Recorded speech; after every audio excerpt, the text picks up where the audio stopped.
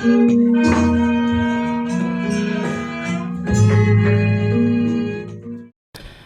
terima kasih Pak Putu atas tadi diawali dengan berbagai hal tentang pentingnya mindfulness, terutama untuk kondisi saat ini yang memang banyak ya stres, depresi terjadi pada ya masyarakat umum, apalagi juga terhadap generasi muda yang dengan keberadaan teknologi atau internet yang semuanya serba-serba ternyata memberikan dampak yang selain tentunya baik, bermanfaat, tetapi juga ada dampak-dampak lain yang ternyata itu tidak baik.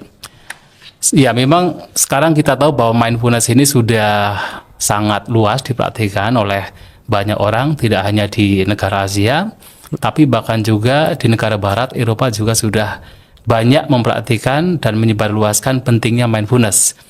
Dan ada banyak buku sebenarnya yang bisa kita lihat berkenaan dengan praktik mindfulness di negara Barat, yang salah satunya misalnya itu buku yang ditulis oleh Eckhart Tolle, ya Eckhart Tolle, dalam bukunya yang berjudul The Power of Mindfulness.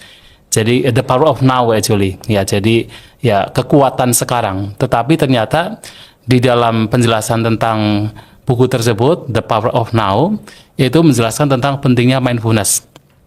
Dan sebenarnya kalau kita perhatikan bagaimana mindfulness dalam agama Buddha dengan yang sering disebarluaskan, sebagai contohnya adalah oleh Eckhart Tolle, sebenarnya tidak jauh berbeda. Ada banyak hal yang memiliki kesamaan, banyak hal. Misalnya di dalam bukunya, ya The Power of Now, di sana juga menekankan hidup saat ini, living the very present moment. Jadi saat ini, hidup saat ini. Karena di buku tersebut juga dijelaskan bahwa sumber penderitaan adalah ketika seseorang itu selalu berpikir tentang yang lampau dan yang akan datang. Jadi ketika seseorang menyesali yang lampau, kemudian terlalu banyak ekspektasi ke hal yang belum terjadi, itulah sumber penderitaan. Dan ini persis sama dengan praktek mindfulness yang diajarkan dalam agama Buddha. Yang mana dalam agama Buddha juga mengajarkan untuk senantiasa membawa batin ke saat ini dan sekarang bersama dengan mindfulness. Nah, itu disampaikan oleh Sang Buddha dalam berbagai khutbah beliau. Contohnya adalah di dalam yang sering kita baca, ya, di Parita Biru, yang sebenarnya diambil dari sebuah sutta namanya Bhattekarato Sutta. Nah, di sana Sang Buddha menyampaikan bahwa seseorang hendaknya jangan pergi ke masa lampau ataupun berpikir terlalu banyak ke masa mendatang. Kenapa? Karena yang masa lampau telah ditinggalkan, yang akan datang belum terjadi. Maka seseorang hendaknya hidup saat ini dan sekarang. Ini salah satu contohnya. Kemudian contoh lain ada juga salah satu khutbah Sang Buddha dalam Aranya Sutta, yang mana pada waktu itu ada sesosok dewa yang datang pada Sang Buddha dan bertanya, kenapa ini para biku yang tinggal di hutan, kemudian makan cuma sekali dan hidup selibat, tetapi hidupnya bahagia. Wajah mereka begitu tenang, begitu ceria, begitu bahagia. Tidak menampakkan kekhawatiran, kegelisahan. Apa yang dikatakan Sang Buddha? Jawaban Sang Buddha adalah karena mereka hidup saat ini. Tidak berpikir, tidak menyesali yang lampau, dan juga tidak anxious atau khawatir terhadap apa yang belum terjadi. Maka karena hidup saat ini, batin mereka menjadi tenang dan wajah mereka menjadi ceria. Dan itu adalah praktek mindfulness. Living in the very present moment itu juga diajarkan di praktek mindfulness yang diajarkan oleh Eckhart Tolle, yang dalam bukunya tadi The Power of Now. Kemudian juga Eckhart Tolle juga menyampaikan bahwa sumber penderitaan juga karena ego. Ada ego, keakuan. Jadi ketika seseorang itu memunculkan keakuan, ketika muncul emosi, muncul semacam sensasi, muncul berbagai macam pikiran, di sana disisipi, dibumbui dengan keakuan, egoistik, view or perception, itu yang menyebabkan seseorang menderita. Dan ini mirip dan bahkan kita boleh mengatakan sama sebenarnya dengan konsep Buddhism, bahwa praktek mindfulness juga adalah praktek di mana seseorang memandang segala sesuatu sebagaimana adanya, tanpa kemudian di sana memunculkan keakuan seperti Sang Buddha menyampaikan. Jangan sampai ketika mengalami fenomena di sana memunculkan semacam persepsi anggapan this is mine, this is I am, this is myself. Ini milikku, ini aku, ini diriku. Nah, ini disampaikan Sang Buddha dalam berbagai khotbahnya, termasuk ketika beliau mengajarkan yaitu semacam latihan singkat tentang mindfulness, diajarkan kepada Bahya Darujiriya. Jadi melihat, di dalam melihat itu sekadar pengalaman melihat atau hanya sekadar melihat itu sendiri tanpa memberikan bumbu di sana. Dan itu praktek mindfulness yang juga diajarkan oleh banyak guru meditasi Buddhis ketika berbicara bahwa ketika ada sati, nah jadi mindfulness dalam agama Buddha adalah sati, mindfulness. Bagaimana seseorang itu memunculkan perhatian yang di sana juga ada semacam perhatian pasif, atau juga disebut sebagai kesadaran pasif, passive awareness, atau juga sering disebut sebagai bare attention, perhatian yang apa adanya. Yang apa adanya di sini adalah perhatian, kesadaran di mana tidak terseret oleh suka dan tidak suka, melihat segala sesuatu sebagaimana adanya, dan tidak memberikan justifikasi penghakiman. Dan ini juga diajarkan oleh Eckhart Tolle, bahwa ketika seseorang living in the very present moment, saat ini dan sekarang, seseorang hendaknya melihat segala sesuatu sebagaimana adanya. What is. Jadi apa yang itu ya itulah. Jadi tidak kemudian memberikan identifikasi mengenai ini aku, ini milikku, ada muncul semacam ego di dalamnya. Menerima segala sesuatu sebagaimana adanya, mirip dengan ajaran Buddha. Hanya kemudian memang kalau kita perhatikan sati atau mindfulness yang diajarkan oleh Sang Buddha itu juga mesti disertai dengan misalnya kemoralan, sila. Bahwa sila itu juga sangat penting ketika seseorang mengembangkan batin, mengembangkan sati mindfulness. Sila mesti ada di sana. Nah, tetapi kalau di pengembangan mindfulness, praktek mindfulness yang ada di dunia modern, ya salah satu contohnya adalah yang di dalam The Power of Now itu tidak bicara tentang sila, tidak berbicara tentang sila, tetapi memang mereka bicara tentang penderitaan, bahkan freedom, bahkan liberation. Bahwa ketika seseorang betul-betul hidup saat ini tanpa memberikan justifikasi, di situ ada freedom, liberation. Tetapi kemudian tentu ajaran Buddha juga berbicara liberation, tentang kita mengembangkan mindfulness, perhatian, tujuannya adalah untuk membebaskan kita dari dukkha. Hanya kemudian apakah nanti pembebasan seseorang dari dukkha, dari penderitaan yang diajarkan Sang Buddha dengan yang ada di dunia modern sama atau berbeda? Itu yang juga menjadi pertanyaan. Dan saya berpikir bahwa berbeda. Kenapa? Karena liberation yang diajarkan Sang Buddha, nibbana ini adalah, ya kita boleh mengatakan tanda petik sesuatu yang itu adalah asangkata, yang sudah atau katakan bukan sesuatu yang berkondisi. Sementara yang dibicarakan oleh siapapun di dunia modern, termasuk yaitu pembicaraan tentang mindfulness, itu masih sesuatu yang berkondisi, sesuatu yang berkondisi atau sangkata. Nah, sementara nibbana, liberation dalam ajaran Buddha itu adalah bahkan bebas dari tumimba lahir, bebas dari alam sangsara. Dan ini yang tidak pernah dibicarakan di dalam praktik mindfulness di dunia modern. Tapi ajaran Buddha itu selain ada praktek sila, kemudian ada praktek indriya samvara, ada praktek misalnya santuti, bagaimana kita mesti puas dengan apa yang ada. Yang itu semua adalah pendukung bagi praktek mindfulness, tetapi tentu dalam dunia modern yang seperti ini tidak dibicarakan. Mereka hanya langsung fokus kepada bahwa kita hendaknya hidup saat ini. Dan kemudian walaupun mereka bicara tentang liberation atau pembebasan dari penderitaan, itu pun juga penderitaan yang biasanya hanya sekadar yang secara umum manusia, makhluk itu mengalami. Tetapi kalau kita bicara kembali kepada ajaran Sang Buddha, tentu ini lebih jauh lagi, lebih dalam lagi.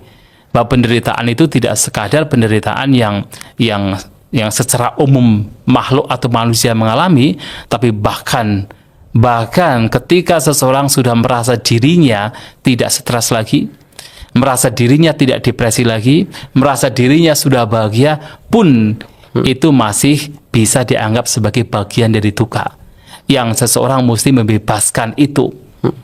Nah, itu yang tentu akan nanti berbeda antara mindfulness yang diajarkan Sang Buddha dengan mindfulness di dunia modern. Tapi dalam konteks yang lain, hidup saat ini, jadi kekuatan mindfulness adalah membawa batin ke saat dan sekarang. Kekuatan mindfulness juga berbicara tentang bagaimana kita menerima segala sesuatu sebagaimana adanya, tidak memberikan justifikasi dengan suka dan tidak suka. Itu sama. Mindfulness kemudian mengajak seseorang untuk bebas dari duka penderitaan. Itu sama. Walaupun nanti duka atau penderitaan yang didefinisikan apakah sama atau berbeda, itu yang perlu digali. Ya, begitu. Wah, luar biasa sekali, banyak sekali poinnya yang harus kita. Itu kalau kita melihat dari Eckhart Tolle saja kan, karena banyak sekali dari buku-buku yang berbicara mindfulness. Misalnya betul. Yang lainnya itu ada buku jadi Jay Shetty, pernah dengar? Orang India yang tinggal di Amerika, yang bukunya itu Think Like a Monk. Nah, kalau dia memang dulunya pernah jadi biksu, pernah jadi biksu. Nah, sehingga ketika dia berbicara mindfulness itu dekat sekali dengan ajaran Buddha. Hanya kemudian dia bisa dalam bukunya itu bisa bagaimana menggunakan mindfulness ini tidak hanya sekedar seperti praktek yang hanya dipraktikkan oleh para pertapa, tapi bagaimana mindfulness juga bisa dipraktikkan oleh bahkan rumah tangga. Betul. Nah, itu yang kita bisa mengatakan luar biasanya karena dia pernah menjadi seorang biksu. Ya, Jay Shetty juga berbicara mindfulness. Sangat banyak tadi poin-poin yang harus dibahas selanjutnya, dan karena kita sebenarnya saya akan menyorti satu poin Bante ini tentang Bante sudah mengutarakan menjabarkan tentang mindfulness ini merupakan kesadaran penuh begitu, atau dalam bahasa Palinya itu sati gitu ya Bante. Kesadaran penuh. Di dunia modern Bante ya, kita tahu bahwa dunia modern ini kan memang disetting untuk orang-orang terus mengerahkan perhatiannya. Kalau misalnya kita melihat dunia modern, apalagi dengan adanya digitalisasi, kita itu benar-benar ibaratnya didorong atau diakselerasi untuk mengerahkan perhatian kita pada hal-hal yang di luar diri kita gitu loh. Di luar diri kita, benar-benar misalnya adanya internet, kemudian HP muncul, akhirnya kita scroll terus. Selain itu, dengan scroll terus kemudian efeknya ternyata ada dampak sosialnya juga begitu Bante. Dampak sosialnya misalnya seperti apa? Karena terlalu banyak mereka scroll konten-konten yang berisi konten-konten itu random banget gitu ya Bante ya. Kita tahu lah konten itu konten random banget, sehingga kadang misalnya dalam terlalu lama mereka kadang-kadang memiliki perilaku-perilaku yang berbeda begitu dengan perilaku yang seharusnya diterapkan. Misalnya saja kita pengen misalnya saja dengan bias individu misalnya. Jadi karena sering melihat konten misalnya K-pop, mereka mendefinisikan dirinya sebagai orang Korea biasanya gitu. Kemudian mereka sering nonton tentang konten-konten ekstrim misalnya bunuh diri dan mereka pengen melakukan itu. Dan itu kita terus dihantam itu semua itu Bante. Nah, bagaimana Bante mindfulness ini sebagai tools yang bisa menahan itu gitu loh? Iya, baik. Jadi yang perlu kita pahami bahwa mindfulness di dalam ajaran Buddha itu tidak hanya sekedar sati, mindful, Tidak hanya sekedar kita itu mindful, tidak hanya sekedar kita itu punya perhatian terhadap apa yang kita lakukan, tidak hanya sekedar kita itu tahu atau sadar terhadap apa yang sedang kita lakukan, tapi juga kita punya kebijaksanaan. Nah, sehingga mindfulness dalam ajaran Buddha itu selalu disertai dengan sampajana. Maka istilah sati, sampajana. Mindful, perhatian, tetapi di saat yang sama juga kita memiliki kebijaksanaan, pengetahuan. Dan bahkan sebenarnya ketika seseorang itu punya mindfulness, seseorang itu akan mengetahui mana yang baik, mana yang tidak baik. Sehingga dia bisa mensortir. Ini baik, ini tidak baik. Ini bermanfaat, ini tidak bermanfaat. Maka Sang Buddha memberikan satu perumpamaan bahwa mindfulness itu seperti kalau misalnya ini, ada satu kerajaan yang kemudian dikelilingi oleh tembok yang tinggi. Hanya ada satu pintu gerbang. Nah, di depan pintu gerbang ada security, ada guard, ada penjaga pintu. Nah, karena itu hanya satu pintu gerbang, maka semua orang itu akan, atau semua makhluk bahkan, akan keluar masuk lewat pintu itu. Tidak bisa melewati tempat lain. Nah, karena di depan itu ada seorang penjaga pintu yang dia itu waspada, penuh perhatian, tekun, tidak bermalasan, maka dia tahu bahwasanya siapa-siapa yang masuk, siapa-siapa yang keluar. Dan dia tahu siapa yang boleh masuk dan siapa yang tidak boleh keluar. Nah, dia mampu mendeteksi. Ternyata yang dimaksud dengan kerajaan dengan tembok tinggi itu adalah batin kita. Batin kita itu seperti kerajaan dengan tembok tinggi. Sedangkan pintu gerbang itu tidak lain adalah 6 indera kita, yaitu mata, telinga, hidung, lidah, jasmani, dan juga pikiran. Dan orang yang keluar masuk, makhluk-makhluk yang keluar masuk itu tidak lain adalah pengalaman-pengalaman yang muncul dari 6 indera kita. Jadi mata melihat objek, kemudian telinga mendengarkan suara, hidung membau bebauan, lidah merasakan makanan, jasmani bersentuhan, pikiran berpikir-pikir. Itu adalah pengalaman-pengalaman. Nah, penjaga pintu gerbang itu tidak lain adalah sati, mindfulness. Jadi sati itu adalah yang menjaga setiap pengalaman yang keluar masuk melewati 6 indera. Karena dia punya sati, punya perhatian, maka dia akan memahami. Setiap pengalaman yang muncul, dia akan paham. Ini bermanfaat atau tidak bermanfaat. Ini berguna atau merugikan. Oh, ternyata ketika melihat objek, yang muncul adalah kemarahan. Yang muncul adalah kebencian. Dia tahu, ini tidak bermanfaat. Ternyata yang muncul adalah, yaitu kebijaksanaan. Misalnya melihat ada objek yang misalnya orang sedang menderita, muncul compassion, muncul kasih sayang. Dia pun juga tahu ini adalah kasih sayang, ini welas asih, ini adalah sesuatu yang baik. Atau mendengarkan suara. Ketika mendengarkan suara ada kebencian, maka dia tahu ada kebencian yang muncul. Ketika mendengarkan suara kemudian muncul kedamaian, misalnya begitu, dia pun juga tahu. Nah, pengetahuan ini muncul karena apa? Ada sati, ada sampajana. Nah, sehingga kalau seseorang betul-betul memiliki perhatian yang kemudian ada sampajana, maka tidak mungkin seseorang kemudian ketika melihat objek dan tahu ini tidak bermanfaat, langsung dia mengikuti. Misalnya tadi misalnya ada apa K-pop gitu ya. Kemudian setelah sering melihat K-pop, kemudian mengidentifikasi dirinya seperti K-pop, tidak akan demikian. Kalau dia punya perhatian. Atau misalnya ketika memperhatikan ada konten-konten berkenaan dengan bunuh diri, kemudian terpikir untuk ikut bunuh diri, tidak akan demikian. Kenapa? Orang yang mindful tahu mana yang bermanfaat, mana yang tidak bermanfaat. Dia bisa mensortir. Oh, ini tidak bermanfaat, maka tidak diikuti. Nah, kenapa seseorang bisa mengikuti demikian? Karena dia mengikuti arah pikirannya. Tapi dia tidak memperhatikan dengan sati, dengan mindfulness.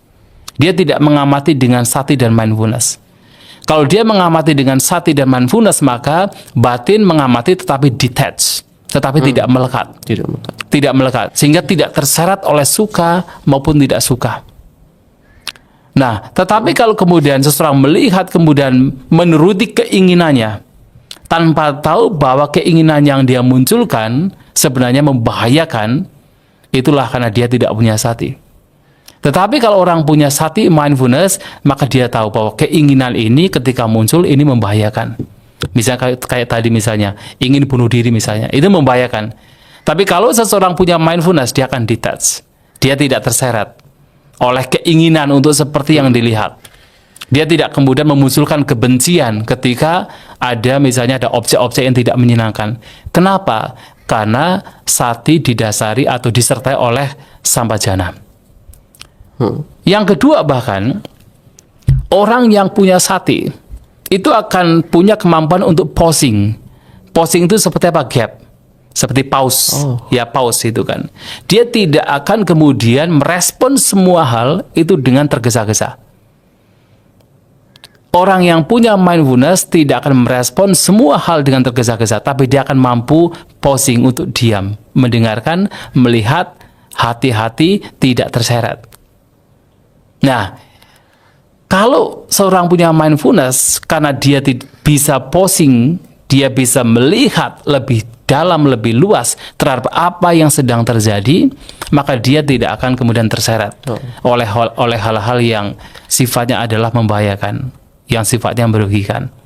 Itulah manfaat dari sati ketika berbicara tentang bagaimana seseorang kadang-kadang terseret oleh sesuatu yang sebenarnya membahayakan. Oke, ya. Luar biasa. Namun di sini Bante, memang benar kalau kita memang menerapkan sati itu akan menjadi sebagai barrier bagi diri kita dalam mengkonsumsi informasi ke dalam otak kita dan ke dalam mental kita terutama begitu. Namun masalahnya di sini adalah kita kan tidak terlepas dari teknologi itu gitu loh.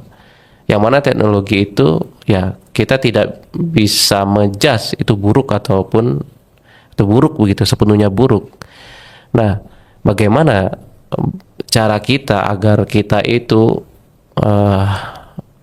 dalam mengetahui, mengatur diri kita supaya kita memiliki pemahaman atau kita memiliki pengetahuan atau kita mengetahui bahwa apa yang kita lakukan, apa yang kita sedang pegang ini merupakan sebuah pisau bermata dua misalnya begitu. Contohnya aja smartphone begini. Iya, betul. Ya itulah kenapa dalam ajaran Buddha juga kita mesti memiliki yaitu peta. Kita mesti mampu memetakan dengan kebijaksanaan. Ini hal-hal yang bermanfaat, ini tidak bermanfaat. Nah, peta ini juga nanti berguna ketika kita itu mengembangkan sati kesadaran atau perhatian. Karena sati itu pada intinya fungsinya adalah untuk mendeteksi what is going on, apa yang sedang terjadi. Tapi kemudian yang akan memetakan ini baik, ini buruk, ini bermanfaat, tidak bermanfaat adalah sampajana atau kebijaksanaan. Dan sampajana atau kebijaksanaan di sini tentu bisa muncul dari kita belajar, bisa muncul dari kita merenungkan, dan juga bisa muncul dari pengalaman langsung. Nah, dari belajar tentu kita pertama mesti bisa memetakan ini baik, ini tidak baik. Secara Buddhis, yang paling sederhana adalah bahwa apapun perbuatan yang dilandasi oleh 3 hal, loba, dosa, moha, keserakahan, kebencian, ketidaktahuan, itu adalah perbuatan yang buruk. Sementara ketika perbuatan itu didasari oleh tanpa keserakahan, tanpa kebencian, tanpa kebodohan, itu adalah perbuatan yang baik. Nah, tetapi hanya itu saja juga sebenarnya masih bias. Orang mungkin mengatakan bahwa ya sesuatu yang sebenarnya adalah kebodohan dianggap sebagai bukan kebodohan. Bisa demikian toh? Iya. Nah, sehingga juga mesti dijelaskan lebih lanjut. Setidaknya adalah perbuatan-perbuatan yang dilandasi oleh keserakahan, kebencian, dan ketidaktahuan itu adalah membunuh, mencuri, berzina, berbohong, berkata kasar yang tidak bermanfaat, berkata memecah belah, juga berkata yang sifatnya menyakitkan, dan termasuk adalah ketamakan, kebencian, dan pandangan-pandangan yang tidak benar. Nah, ketika mengetahui bahwa nantinya yang kita lakukan itu berkenaan dengan 10 hal ini, kita tahu ini berakar dari keserakahan, kebencian, dan ketidaktahuan. Kita tahu ini tidak bermanfaat. Namun sebaliknya, ketika kemudian yang dilakukan adalah berbalik atau berlawanan dari 10 hal ini, seseorang menghindari pembunuhan, pencurian, perzinahan, menghindari berbohong, dan lain sebagainya tadi yang telah disampaikan, termasuk kemudian tidak memiliki ketamakan, tidak memiliki kebencian, punya pandangan-pandangan yang benar, dan kita tahu ini bermanfaat, ini berguna, ini mesti dilakukan. Nah, dengan teori yang seperti ini, nanti begitu seseorang menggunakan teknologi, harus dilihat kira-kira teknologi ini arah tujuannya apa. Kalau arah tujuannya ternyata membawa seseorang untuk melakukan kejahatan, oh berarti ini tidak baik, ini tidak bermanfaat. Contohnya misalnya gampangnya adalah, misalnya sekarang banyak sekali kan kita melihat kejadian-kejadian di mana orang menggunakan teknologi tetapi digunakan untuk misalnya selingkuh. Betul ya? Ini satu contoh ya. Nah, itu artinya apa? Itu muncul dari keserakahan. Itu bagian dari 10 perbuatan yang tidak baik. Ini contohnya begitu kan. Contoh yang paling simpel sederhana. Atau tadi misalnya menggunakan teknologi untuk melihat konten-konten bunuh diri dan ingin bunuh diri. Kan pembunuhan. Iya, betul. Nah, artinya itu tidak baik. Tetapi kalau misalnya konten-kontennya adalah misalnya konten tentang memotivasi, memotivasi diri agar suka berdana, suka praktek sila, suka meditasi misalnya begitu. Nah, itu adalah diketahui ini baik, ini bermanfaat. Maka teknologi ini bisa memang bermata dua. Bisa memberikan manfaat, bisa memberikan kerugian. Tetapi untuk tahu ini bermanfaat, ini merugikan, memang harus ada peta. Peta ini adalah peta kebijaksanaan. Nah, peta kebijaksanaan itu diawali dari apa? Dari kita belajar. Kita berdiskusi, kita belajar, kita renungkan balik. Oh, ternyata ini baik, ini buruk. Kemudian dari pengalaman langsung. Nah, pengalaman langsung adalah tadi menggunakan misalnya handphone, mobile, menggunakan smartphone. Kemudian ketika digunakan ini tidak bermanfaat ternyata. Ini yang nantinya membawa kepada bertambahnya loba dosa moha, keserakahan, kebencian, ketidaktahuan. Artinya mesti dihentikan. Dan justru dengan seseorang punya mindfulness, tahu ini tidak bermanfaat, mesti dihentikan. Tapi kalau kemudian handphonenya itu isinya misalnya Tipitaka, isinya khotbah-khotbah gitu kan, wah ini bermanfaat, ini sangat membantu ini. Ketika membuka HP misalnya dibuka adalah khotbah-khotbah Sang Buddha. Misalnya dalam HP ada Catas Sanggayana misalnya kan, itu kan penting sekali kan. Itu kan Tipitaka, kitab komentar, kitab sub komentar, semua ada di situ. Nah, itu berguna sekali. Ketika buka, kita ya buka-buka misalnya ajaran-ajaran Sang Buddha. Nah, itu sangat berguna. Atau misalnya konten-konten yang sifatnya motivasi, itu berguna sekali. Dan itu ketika melihat itu sebagai sesuatu yang berguna, bermanfaat, artinya seseorang menggunakan HP, mobile, smartphone dengan bijak. Dan itu semua karena apa? Ada sati, ada sambajana, ada mindfulness, ada juga kebijaksanaan. Oke, Bante. Itu yang nanti akan membedakan. Cukup menarik contoh yang diberikan Bante tentang aplikasi untuk selingkuh. Ini aplikasi dating apps juga ada Bante di sekarang ini yang apa itu? Dating apps. Apa itu? Aplikasi buat pacaran begitu Bante, cari jodoh gitu. Sebegitu penting ya cari jodoh sehingga diberikan platform begitu kan, sampai segitu kan pengembangan teknologi dalam menghubungkan kita kepada manusia satu dan manusia lainnya, terutama dalam hal ini. Tapi kita tidak bahas tentang itu. Nah, tentu Bante, ulasannya sudah sangat komprehensif banget begitu. Nah, kita kan memang sebagai manusia modern dikondisikan untuk bisa multitasking kadang-kadang begitu, kemudian dikondisikan untuk serba bisa, serba cepat dan efisien gitu. Dan melihat bagaimana praktik mindfulness ini kan sama dengan praktik meditasi ya sebenarnya, Betul, ya. ya. Nah, kita tahu bahwa meditasi itu kan identik dengan duduk diam. Bagaimana kita bisa melakukan meditasi atau mindfulness ini ketika kita dalam aktivitas, baik itu bekerja, belajar, begitu, Iya. dan berkegiatan yang lain. Bagaimana Bani tipsnya? Iya, jadi betul sekali bahwa mindfulness itu tidak hanya identik, tetapi memang itulah meditasi. Jadi mindfulness dalam ajaran Buddha itu adalah meditasi atau citta bhavana, adalah pengembangan batin.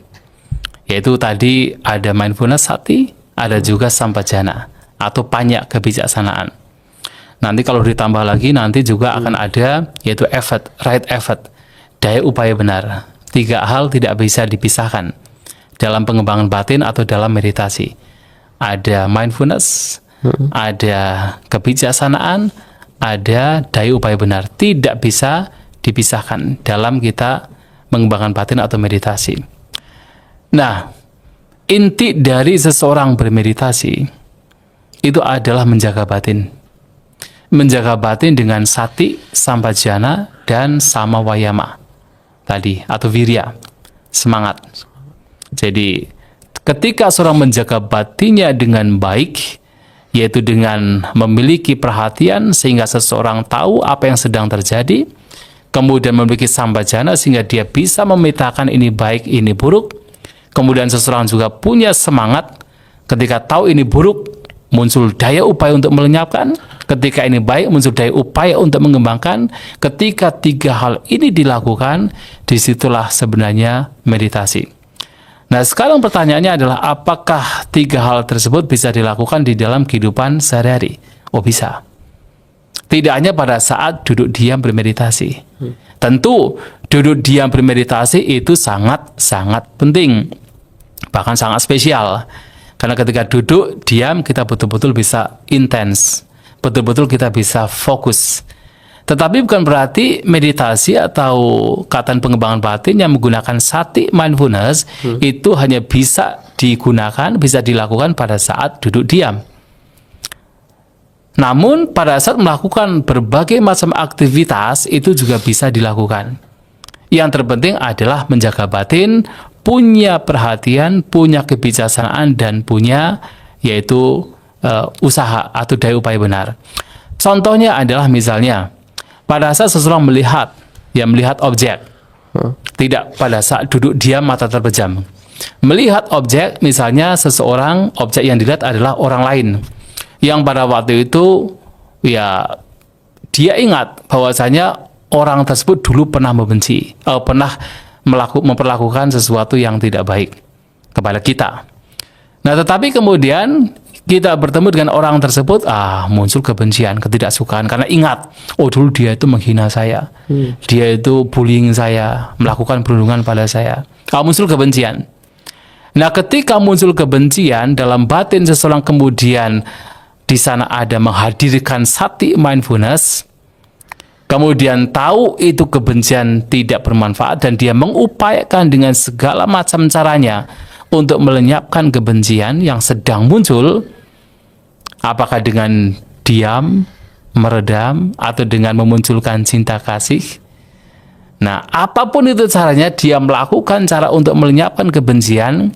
Pada saat dia melihat orang tersebut, itu juga bagian dari meditasi, bagian dari mengembangkan mindfulness dalam ketika melihat.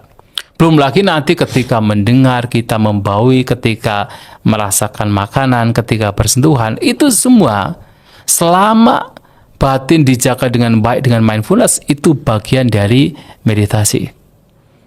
Dan artinya dalam aktivitas lainnya, misalnya seseorang sedang makan, sedang minum, mungkin sedang memasak, sedang mendengar tadi ya, termasuk 6 indera, atau seseorang sedang melakukan aktivitas misalnya mandi, buang air kecil, buang air besar, semua itu bisa dijadikan momen untuk memunculkan, menghadirkan sati mindfulness. Kuncinya satu adalah kembali ke saat ini dan sekarang. Maka Sang Buddha misalnya sebagai contoh dalam khotbah beliau berbicara tentang ketika orang sedang di toilet, BAB atau BAK, buang air besar, buang air kecil. Sang Buddha mengatakan, Uccawa pasawa kame sampa jana karihoti. Ketika seseorang sedang buang air besar, buang air kecil, nah selama di situ ada sampajana, ada kebijaksanaan yang disertai dengan sati perhatian, maka di situ juga bagian dari pelatihan batin. Maka melakukan aktivitas apapun ketika sati perhatian atau mindfulness dihadirkan sehingga membawa seseorang untuk hidup saat ini dan sekarang, disertai dengan kebijaksanaan mengetahui apa yang dilakukan bermanfaat atau tidak bermanfaat, berguna atau merugikan, kemudian mengupayakan yang baik berkembang atau bertahan, yang buruk itu kemudian dilenyapkan. Itulah praktek sati, bahkan bisa digunakan dalam kehidupan sehari-hari, dalam aktivitas yang boleh dikatakan sangat-sangat kompleks, bahkan multitasking, itu bisa digunakan. Oke. Ya. Wah, luar biasa. Jadi mindfulness sati ini bisa digunakan di setiap kesempatan dan setiap kondisi, begitu ya Bante ya. Nah, kita tahu dalam Buddhis itu kan pikiran terutama ya Bante. Yeah. Itu gampang sekali berubah. Ya tadi Bante mengatakan sudah kadang dia pergi ke belakang atau ingat masa lalu, kadang dia terus langsung ke masa depan, kita membuat khawatir begitu. Sedangkan manusia modern karakternya memang mirip seperti pikiran yang dijelaskan tadi. Tung begitu Bante. Nah, persoalannya sekarang adalah bagaimana kita harus menjaga attention kita atau sati kita ini untuk pada posisi yang benar-benar ideal gitu loh. Fit gitu. Dalam ya meskipun kadang ya kita sudah berusaha menjaga sila, berusaha menjaga agar kita tidak ngomong jorok, ngomong jorok, bohong dan lain sebagainya. Dan kadang momen-momen tertentu itu kita tidak bisa menghandle atau mengontrol pikiran kita gitu loh Bante. Nah, mungkin ada tips dari Bante bagaimana kita harus menjaga sati ini, mindfulness ini sebagaimana yang diajarkan Sang Buddha gitu, agar kita bisa benar-benar dalam kehidupan ini kita ya terkontrol bagus gitu Bante. Ya begini, jadi sati itu sebenarnya bagian dari faktor-faktor yang tidak bisa muncul dengan sendirinya, tetapi mesti dikembangkan. Dengan kata lain, sati ini adalah kualitas batin yang harus dikembangkan. Nah, karena itu adalah sesuatu yang mesti dikembangkan, artinya kadang lemah, kadang kuat. Kadang muncul, kadang tidak muncul. Bahkan sati juga bagian dari sangkara, sesuatu yang berkondisi. Sesuatu yang berkondisi adalah tidak kekal. Tidak setiap waktu bisa muncul sati ini. Ya kan? Kalau tidur juga nggak muncul. Oh, tidur nggak muncul? Oh iya dong. Kan sati kan harus dihadirkan, sadar kan, punya. Jadi sati itu salah satunya adalah kekuatan untuk sadar, kekuatan untuk ingat. Sadar. Ingat terhadap apa yang sedang terjadi. Sadar terhadap apa yang sedang terjadi. Dan lawan dari satu adalah muta sati. Artinya apa? Forgetfulness, lupa. Nah, kalau tidur kan lupa semuanya. Nah, maka itu mesti muncul dalam kondisi kita itu sadar. Nah, kembali kepada bahwa sati itu adalah sesuatu yang mesti dikembangkan. Maka untuk awal wajar, ketika kemudian kadang sati ada, kadang tidak ada. Kadang kemudian tahu-tahu pikiran sudah mengembara ke sana kemari. Tahu-tahu kemudian ucapan sudah tidak terkontrol lagi. Tahu-tahu kemudian mungkin perbuatan juga sudah tidak terkontrol lagi. Kan begitu? Iya. Nah, oleh sebab itu sati ini mesti dikembangkan. Ketika seseorang mulai menghadirkan sati, mindfulness, mulai mengembangkan sati, mungkin seseorang sedang melakukan perbuatan yang tidak baik. Dia nggak sadar. Sudah lama baru sadar.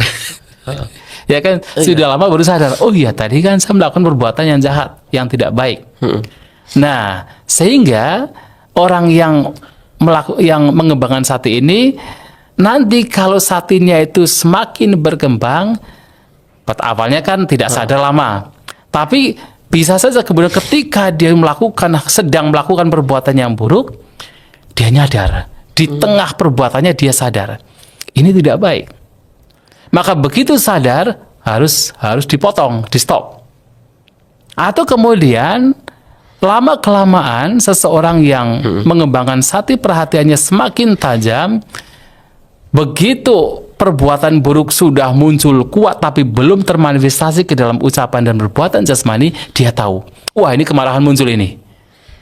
Sehingga karena dia tahu, maka tidak sampai kemudian menjadi berkembang, lenyap gitu kan.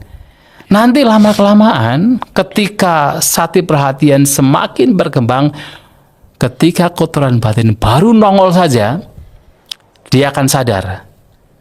Sehingga tidak sampai menjadi berkembang. Nanti lama-kelamaan ketika sati perhatian semakin tajam, baru tanda-tandanya saja, atau semacam sanya persepsi yang muncul, itu sudah diketahui dulu, sudah dideteksi dulu. Oh ini kalau kita biarkan, kalau saya biarkan, ini akan berkembang dan berbahaya. Misalnya apa? Baru muncul patigasanya, persepsi tentang kebencian, ingatan muncul terhadap orang yang dibenci. Wah ini kalau dikembangkan, ini kebencian bisa berkembang. Itu akan diketahui. Maka sati di sini adalah sesuatu yang mesti dikembangkan, bukan tiba-tiba langsung nongol, langsung berkembang. Mesti dikembangkan. Nah, semakin perhatian dikembangkan, semakin pengotor-pengotor batin yang itu muncul, itu akan dideteksi dengan lebih baik. Nah, semakin orang berkembang dalam sati, ya cenderung akan semakin menjadi tidak terseret oleh pikiran-pikiran yang buruk. Oke. Ya. Yang betul-betul tidak terseret lagi siapa? Arahat. Ya oke. Ya. Mungkin saya hanya butuh konfirmasi Bante. Saya sekarang di usia kepala 3 Bante. Ada satu hal yang sering istri saya ngomel. Saya sering cepat lupa. Apakah itu karena satinya kurang? Itu yang pertama Bante. Yang kedua adalah ketika saya melakukan sesuatu dan dipanggil sama orang lain begitu, saya tidak akan merespon. Apakah itu juga konteks itu sati yang kurang Bante? Ya, lupa itu memang salah satu karena sati kurang. Ya, lupa. Makanya tadi saya sampaikan bahwa lawan dari sati itu adalah mutasati, yang kalau dalam bahasa Inggris pun diterjemahkan sebagai forgetfulness, lupa. Nah, orang yang punya sati biasa punya ingatan yang baik. Nah, tetapi kemudian ketika misalnya dipanggil seseorang, apakah dia tidak punya sati? Belum tentu juga. Hanya kemudian, ya seseorang kan tidak kemudian ketika dipanggil langsung gercep gitu, gerak cepat, nggak harus demikian juga toh. Tapi dia tahu dia dipanggil dan dia melakukan. Maksudnya ya tidak terburu-buru, ya nggak apa-apa juga, itu juga sati. Itu bukan berarti kehilangan sati, tidak. Kan mungkin bahkan kalau tidak hati-hati, mohon maaf, kadang-kadang saya memperhatikan orang zaman sekarang. Gimana Bante? Ketika misalnya bunyi WhatsApp yang kan ada bunyi, kadang-kadang kan dibunyikan itu. Ya, dering. Ada HP, kemudian langsung bunyi WhatsApp, langsung cepat sekali gitu kan. Itu justru kan nggak punya sati. Kenapa? Karena dia itu mengikuti insting, mengikuti tanpa melihat bahwa itu sebenarnya keserakahan.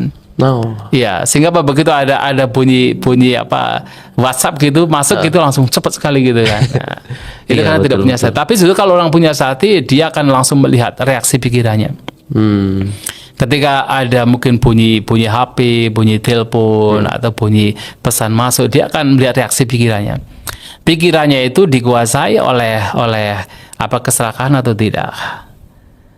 Atau misalnya seperti kayak tadi misalnya, Begitu ada suara yang terdengar, suara yang tidak menyenangkan terdengar. Nah, seseorang yang tidak punya sati, begitu ada suara tidak menyenangkan terdengar, langsung panas muncul, Boom gitu ya. langsung boom gitu kan. Mungkin langsung ngomel, Iya. langsung berbicara kasar dengan kebencian. Tapi orang yang punya sati justru yang dilihat adalah batinnya sendiri. Ketika ada kata-kata kasar yang datang, dia langsung melihat batinnya. Sehingga apa? Dia tahu yang terjadi terhadap batinnya. Oh, diolah gitu ya. Diolah. Jadi artinya apakah pikirannya dikuasai oleh kebencian atau tidak? Dia tahu. Nah, sehingga dia tidak akan segera merespon dengan tergesa-gesa. Dia akan hati-hati dengan pikirannya sendiri. Oke, luar Orang yang punya sati itu bukan langsung tersesat pada sesuatu yang di luar, tapi lebih mengolah apa yang di dalam. Oke. Ya. Terima kasih. Jadi Bante. tidak harus mengatakan kalau slow respon itu adalah Iya. karena nggak punya sati. Ya mungkin karena mengolah apakah ini baik atau tidak baik. Bante, sesuai dengan karakter podcast kita, kita memberikan ruang kepada audiens atau pemirsa untuk bertanya. Apakah ada pertanyaan mungkin? Apakah ada pertanyaan, Sam?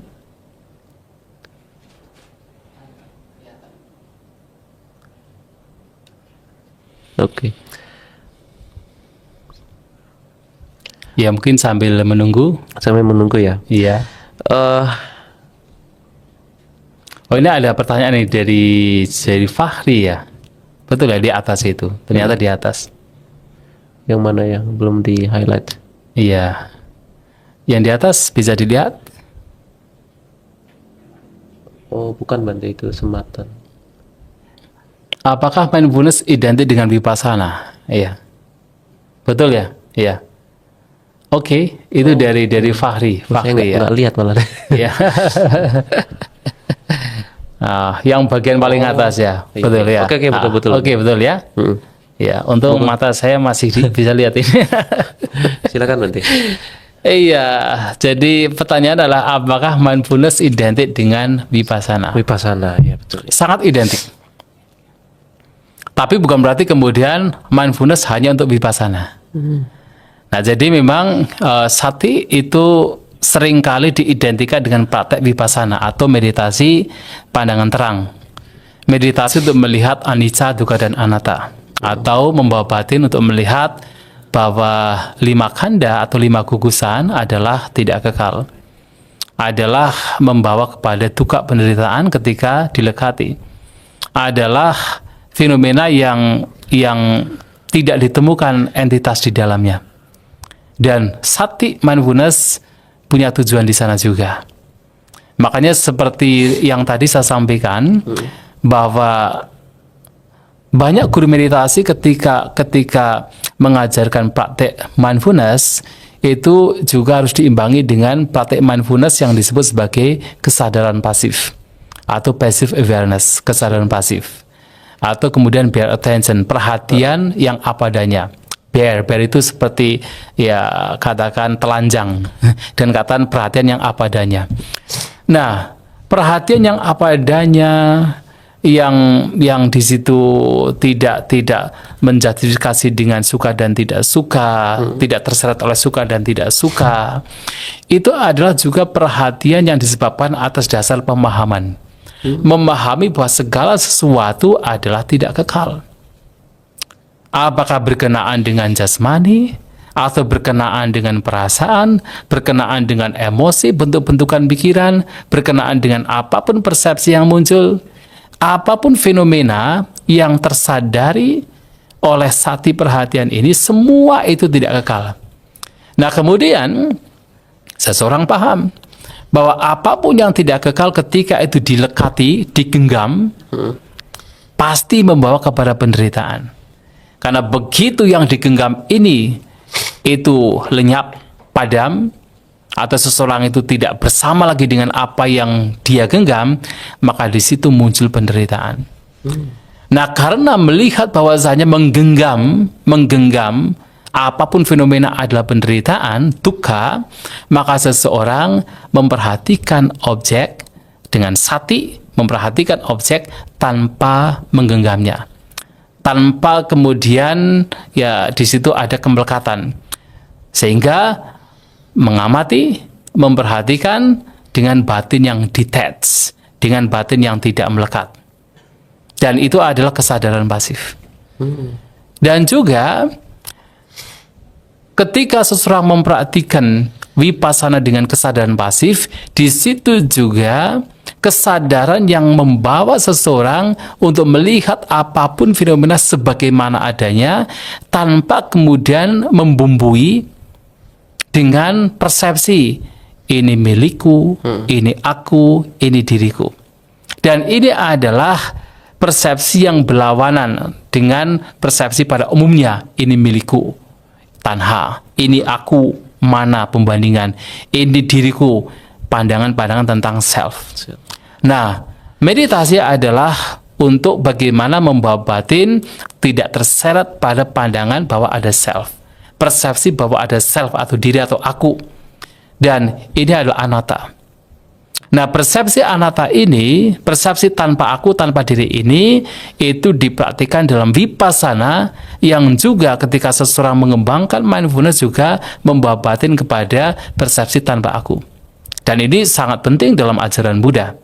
Dan bahkan seperti tadi yang saya sampaikan mengenai bukunya Eckhart Tolle, yang di sana The Power of Now, ternyata juga di sana penting juga untuk bagaimana mengamati objek tanpa memunculkan semacam ego keakuan, hanya sekadar mengamati tanpa kemudian terseret oleh berbagai macam pandangan tentang aku. Nah, artinya bahwa mindfulness itu memang identik dengan vipassana. Namun perlu diingat bahwa sati mindfulness juga digunakan ketika seseorang mempraktikkan samatha, ketenangan. Jadi dalam ajaran Buddha itu ada dua jenis meditasi, meditasi ketenangan dan juga meditasi vipassana atau pandangan terang.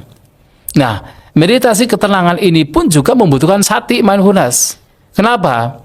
Karena sati itu adalah kemampuan untuk senantiasa sadar terhadap apa yang sedang terjadi. Ingat terhadap apa yang sedang terjadi. Nah, sehingga ketika orang mempraktikkan samatha dengan objek meditasi yang dia perhatikan, dia pun juga harus punya kemampuan untuk ingat terhadap objek meditasinya. Kalau kemudian dia tidak ingat terhadap objek meditasinya, batin sudah mengembara, batin sudah berkintah kemana, artinya dia tidak punya sati. Contohnya adalah seseorang mempraktikkan meditasi dengan menggunakan keluar masuknya nafas sebagai objeknya. Ya, dan ini adalah meditasi, dalam hal ini misalnya adalah meditasi samatha.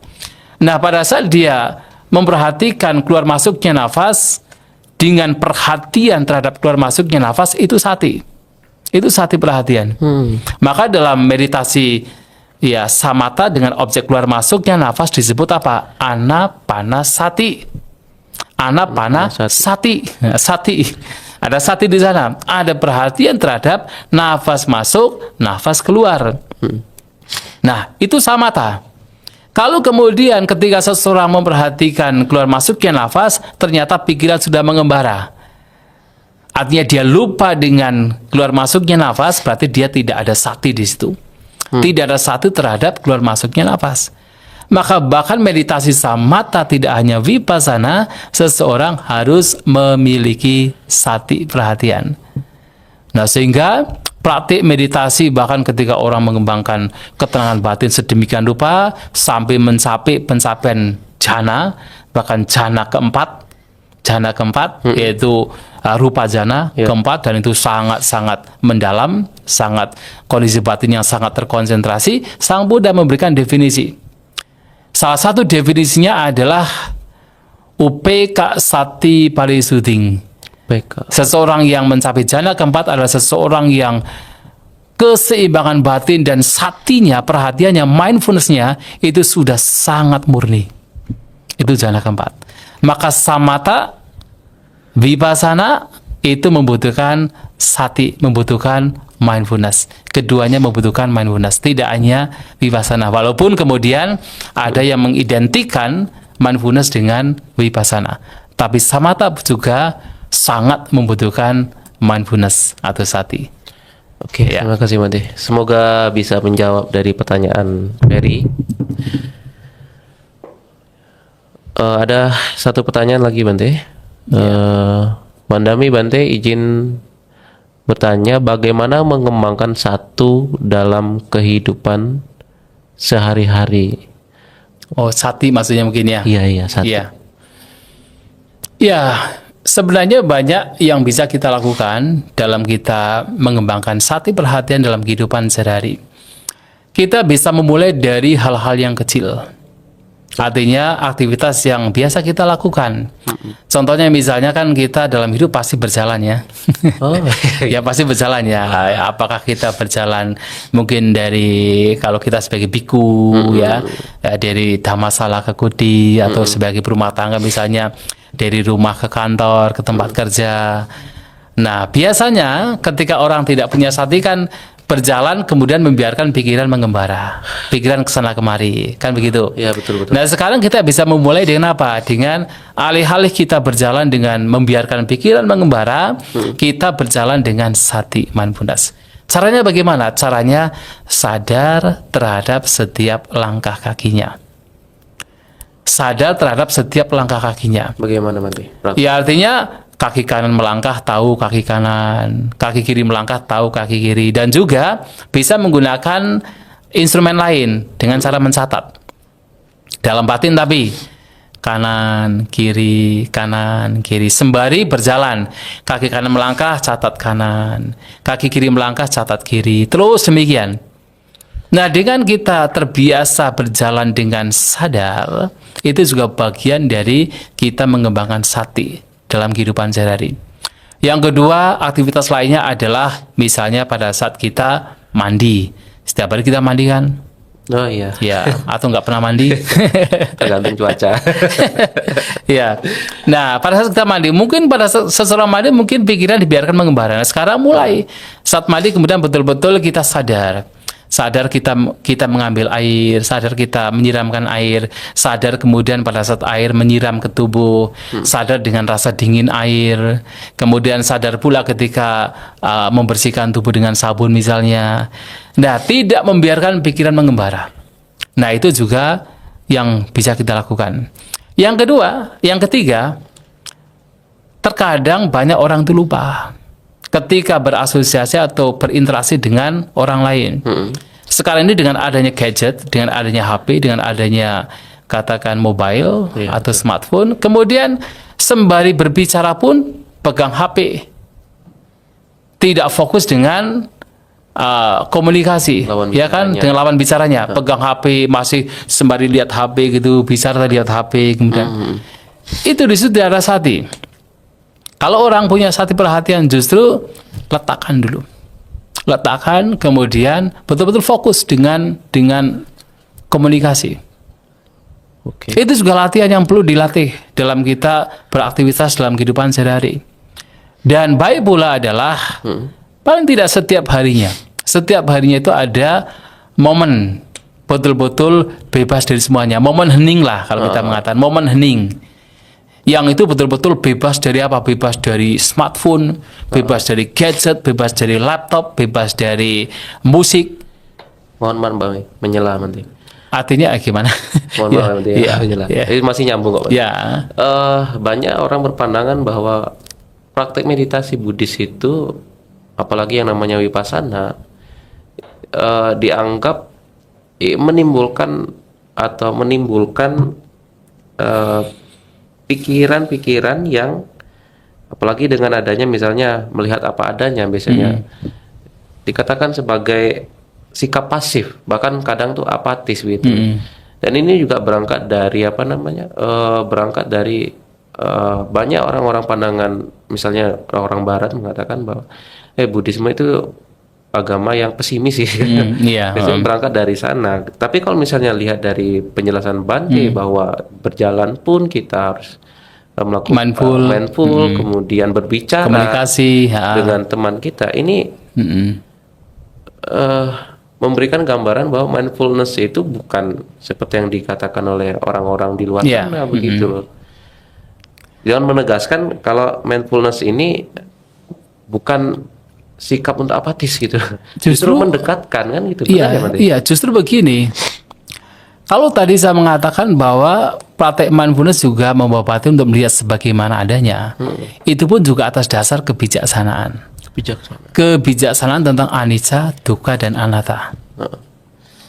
Dan justru orang yang mengembangkan mindfulness dengan kebijaksanaan adalah orang yang paling memiliki empati. Paling memiliki empati. Empati terhadap orang lain. Kenapa? Orang yang mengembangkan sati mindfulness adalah orang yang tahu apa yang terjadi pada dirinya, termasuk tahu what is going on berkenaan dengan penderitaan. Tahu bahwa apa yang membuat dirinya menderita juga tahu, apa yang membuat dirinya bahagia juga tahu. Kalau saya melakukan ini terhadap orang lain menderita. Seperti kalau orang lain melakukan ini terhadap saya menderita. Kalau saya melakukan ini terhadap orang lain, dia bahagia. Seperti orang lain melakukan sesuatu terhadap saya bahagia. Orang demikian tahu. Melihat ke dalam diri itu belajar dari apa yang ada di dalam, yang kemudian juga terimplementasikan ke dalam ketika melihat orang lain. Nah, sehingga orang demikian justru akan menjadi sangat empati terhadap orang lain. Dia menjadi lebih compassion. Bayangkan Sang Buddha. Nah, Sang Buddha ini seseorang yang satinya luar biasa, kan? Luar biasa. Sangat-sangat luar biasa. Tetapi beliau juga adalah seorang yang dikatakan maha karuna. The great compassion. Punya karuna, kasih sayang, belas kasih yang begitu besar. Kenapa demikian? Karena beliau belajar dari dirinya. Belajar dari dirinya melihat yang lain. Bahwa ketika seseorang tahu bahwa dirinya menderita dengan sebab-sebab tertentu, maka ia tidak akan melakukan sebab-sebab yang membuat orang lain menderita. Tidak akan demikian. Nah, sehingga orang demikian itu akan memiliki empati, memiliki compassion terhadap orang lain. Berbicara pun juga akan fokus, mindful, karena dia tahu. Bayangkan kalau kita bicara dengan orang lain, tetapi kemudian yang lain itu kemudian sambil pegang HP dan kita dicuekin, kan ada rasa ya tidak nyaman secara umum, kan? Kecuali kalau batin sudah berkembang, ya sudah cuek saja. Tapi kalau batin belum berkembang, itu kan merasa tidak nyaman, kan? Karena merasa diabaikan, sepelekan gitu, kan? Betul, nah, itu menjadi tidak nyaman. Nah, sehingga orang yang tahu apa yang baik untuk dirinya, dia juga tahu apa yang baik untuk orang lain. Maka bahkan ketika komunikasi, dia akan fokus dengan komunikasi. Dia akan mendengarkan. Tidak kemudian buru-buru menjustifikasi atau buru-buru kemudian kamu salah dan sebagainya gitu. Tapi akan dengarkan, akan dilihat, akan dengan penuh perhatian, dengan konsentrasi mendengarkan. Dan orang demikian adalah seorang pendengar yang sangat baik. Orang yang praktek mindfulness adalah seorang yang pendengar yang sangat baik. Dia akan sangat empati. Nah, ini yang tadi pertanyaan tadi mengenai, kembali pada pertanyaan tadi, bagaimana kita mengembangkan, salah satunya ketika berbicara. Kemudian yang lain adalah yang tadi saya sampaikan adalah kita hendaknya juga mencari waktu untuk hening dalam satu hari lah, gitu kan. Misalnya berumah tangga terutama kan dengan aktivitas yang sangat kompleks, paling tidak menyempatkan waktu pagi malam, waktu hening, betul-betul bebas dari semuanya. Yaitu dengan apa? Dengan meditasi, dengan membawa batin, memperhatikan misalnya keluar masuknya nafas, bebas dari musik, bebas dari HP, bebas dari laptop, bebas dari segalanya. Betul-betul me time. Ya, me time but with mindfulness. Ya, jadi melihat dengan perhatian, memperhatikan nafas, keluar masuknya nafas. Ini juga latihan agar batin terbiasa untuk hidup saat ini dan sekarang dengan cara salah satunya me time with the calm mind, mencari waktu yang hening untuk melihat keluar masuknya nafas. Ya, salah satunya. Ya, baik. Ada satu pertanyaan, Bante, dari apa aja. Pandemi, Bante izin bertanya, bagaimana kita bisa mindful kalau sibuk kerja? Ya, makanya tadi ya mungkin sibuk kan tidak Every time. 24 jam ya. Pasti ada waktu-waktu tertentu untuk bisa paling tidak melatih. Seperti tadi misalnya yang saya sampaikan, ada waktu ya kalau misalnya tidak bisa lama, 10 menit gitu ya, 10 menit betul-betul hening gitu kan, hening, melihat ke dalam batin, melihat keluar masuknya nafas, dibantu dengan melihat keluar masuknya nafas di malam hari atau pagi hari sebelum bekerja. 10 menit, 15 menit sudah lumayan itu. Kemudian nanti ketika misalnya ada waktu untuk bisa berjalan misalnya habis makan misalnya kan, daripada ngantuk-ngantuk digunakan untuk berjalan, mindful dengan setiap langkahnya. Walaupun kemudian setelah itu kemudian banyak pekerjaan yang menunggu gitu ya. Iya. Tapi paling tidak momen-momen tertentu digunakan untuk betul-betul mindful. Atau dalam diam pun, dalam bekerja mungkin ada waktu mungkin 1, 2 menit, 3 menit, 5 menit untuk betul-betul diam. Diam merasakan jasmani. Oh iya. Hanya sekedar dia merasakan jasmani saat ini. Melepaskan semuanya. Itu juga bagian dari melatih batin untuk bisa mindful. Nah, kemudian dalam aktivitas yang betul-betul sibuk, paling tidak, walaupun tidak intens, untuk betul-betul sadar, untuk betul-betul mindful, paling tidak adalah tahu apa yang sedang dikerjakan. Iya. Paling tidak. Itu poinnya. Ya, secara garis besar saat ini saya sedang apa, kita tahu. Ya, itu juga sudah bagian dari melatih walaupun tidak intens sekali. Karena intens adalah ketika betul-betul semua ditinggalkan dan kita melihat ke dalam batin. Termasuk yang tadi, mungkin pagi malam ada me time. Mencari waktu yang hening dari semuanya. Nah, itu baik untuk dilakukan. Dan saya yakin sesibuk-sibuknya orang pasti ada kesempatan kalau mau. Ya tinggal kemudian ya, perlu dijadwalkan ya, perlu dijadwalkan. Ada jadwal bahwa pokoknya pagi dan juga malam betul-betul itu adalah waktu yang hening. Ada jadwal walaupun misalnya 15 menit, lumayan. Oke. Itu Jadi, bisa dilakukan. Untuk Ya. tadi pertanyaan cari waktu yang tepat untuk melatih mindfulness. Iya. Kemudian dari Sofia Handoko, Wandami Bante izin bertanya, apakah jika seseorang yang satinya kuat bisa memungkinkan dalam menjalankan aktivitasnya yang padat dalam keseharian itu satinya bisa loss juga? Terima kasih. Berarti ini kayak pertanyaan ya Bante ya? Iya. Betul. Pertanyaan apa namanya, pernyataan. Jadi aktivitasnya padat, kemudian pasti dalam momen-momen tertentu satinya akan loss juga gitu. Begitu. Ya itu memungkinkan. Sangat memungkinkan. Karena apa tadi kan saya sampaikan bahwa sati juga bagian dari sangkara. Nah, sesuatu yang berkondisi. Kondisi ya. Apapun yang berkondisi sifatnya tidak kekal. Iya. Sehingga apa bisa hadir juga bisa lenyap. Nah, tetapi ya memang kita mengupayakan untuk menghadirkan. Paling tidak memadatkan agar sati hadir. Walaupun tidak di semua waktu. Tapi kan itulah kenapa kan ada praktek sekarang. One day mindfulness. Oh ya betul. Ya kan, one day mindfulness. Paling tidak 1 hari ada praktek mindfulness. Nanti di hari kedua hilang mindfulnessnya. Termasuk di Padepokan Dhamma di Parama kan ada juga yang untuk orang-orang yang sibuk bener gitu ya. Jadi setiap weekend mindfulness. Iya, ada weekend mindfulness, kadang-kadang juga 3 hari, 5 hari betul. mempraktikkan mindfulness itu baik. Tapi memang ya kadang-kadang dengan kesibukan yang sangat sibuk bisa hilang. Tapi paling tidak kalau kita punya jadwal, ya seperti tadi, ada momen-momen di mana kita betul-betul mindful untuk diri kita sendiri. Itu baik untuk dilakukan. Ya. Baik Bante, saya sudah sangat banyak sekali mendapatkan insight tentang mindfulness ini, yang mana mindfulness ini saya bisa membayangkan ini sebuah cara atau metode yang benar-benar luar biasa.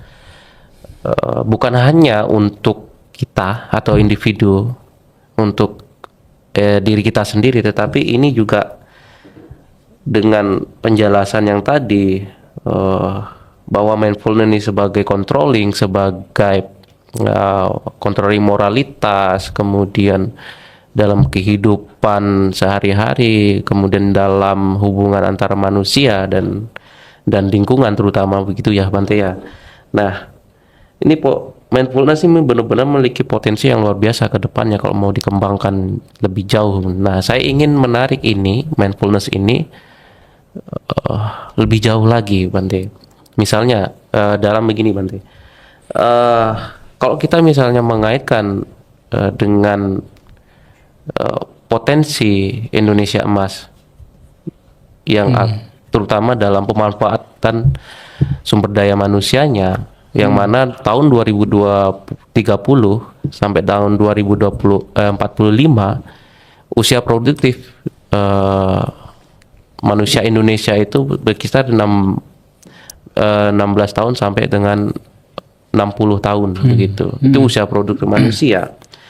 Namun kita juga akan was-was dengan kondisi yang terjadi saat ini. Betul ya, Mantu ya? Iya, betul. Misalnya saja generasi kita dengan adanya teknologi digitalisasi yang mengakselerasi segala akses informasi, baik itu budaya, ideologi dan lain sebagainya, yang itu membawa pada terutama dampak buruknya. Misalnya ternyata generasi kita banyak sekali yang stres, sekitar 15 juta. Oh, belum. Oh, banyak Betul, kali. itu dari UNICEF itu. Kemudian Ini Indonesia atau Indonesia seluruh khususnya, seluruh dunia? dunia tuh Lebih banyak Indonesia pasti. 15 juta. Kemudian pada umumnya memang anak-anak muda sekarang memang rentan sekali stres, depresi hingga ingin mengakhiri hidup begitu. Ditambah lagi misalnya kita melihat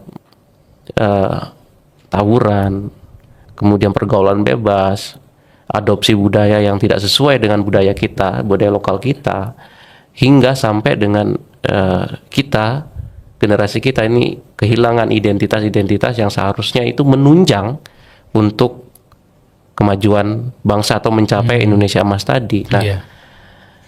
mindfulness ini kalau misalnya dikembangkan, dia seharusnya bisa menjadi solusi apabila solusi dari apa yang setengah terjadi.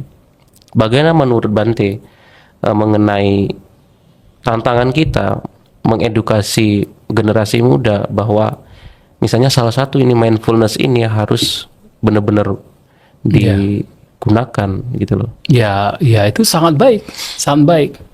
Ya terutama, ya ini juga membutuhkan kalau itu urusannya sudah urusan negara ya. Berarti kan membutuhkan campur tangan dari pemerintah. Betul.